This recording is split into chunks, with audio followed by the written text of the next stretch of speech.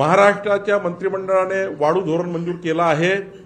शेतकऱ्यांना 5 ब्रास मोफत रेती देण्याचा निर्णय झाला आहे। स्थानिक ग्रामपंचायतला जवळच्या वाळू घाटातनं तेथील बांधकामं पूर्ण करण्याकरता रेती मिळेल याचाही निर्णय केला आहे। आता डेपोचं जुनं धोरण बदललं, आता नवीन धोरणामध्ये मोठ्या प्रमाणात सुधारणा झाल्या आहे।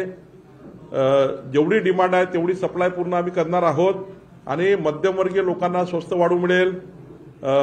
शासकीय बांधकामाकरता आता एमसँड धोरण येत आहे। पुढच्या मंगळवारी एक एमसँड कृत्रिम वाळूचं धोरण येत आहे, ज्यामध्ये शासकीय बांधकामं हे कृत्रिम वाळूवर होणार आहे, एमसँडवर होणार आहे।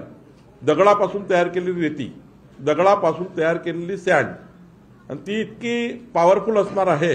ही जी नॅचरल सँड आहे नदी घाटातली किंवा नाल्यातली, यापेक्षाही पॉवरफुल सँड असणार आहे। त्यावर पुढच्या 3 वर्षामध्ये संपूर्ण महाराष्ट्राचे शासकीय बांधकामं, इरिगेशन, पीडब्ल्यूडी सर्व कामं हे आता एमसँडवर होणार आहेत। त्याला या वाळूची गरज पडणार नाही। त्यामुळे सर्वसाधारण लोकांना जे आज महत्त्वाचा प्रश्न आहे महाग वाळूचा, तोही आम्ही आता सोडवतो आहे। खाडी पात्रातली वाळूचंही धोरण आम्ही आज आणलं आहे। 3 वर्षाचं त्या ठिकाणी धोरण असणार आहे आणि पुढच्या काळामध्ये या महाराष्ट्रामध्ये बाहेर राज्यातून जी वाळू येतं त्या वाळूचंही धोरण आम्ही आणलं आहे।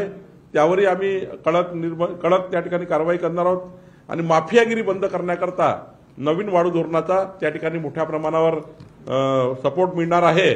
आणि म्हणून आजचं वाळू धोरण हे महाराष्ट्राच्या गरीब माणसाला स्वस्त वाळू मिळावी आणि मोफत 5 ब्रास वाळू आमच्या घरकुलाला मिळावी, जे 20 लाख घरं मंजूर केले आहेत, या सर्वांना मुभा दिलेली आहे। तहसीलदारला आता संपूर्ण अधिकार दिले आहेत आणि आता जी वाळू आहे ती उपविभागामध्ये एनजीओकडे या वाळूचे अधिकार असणार आहेत।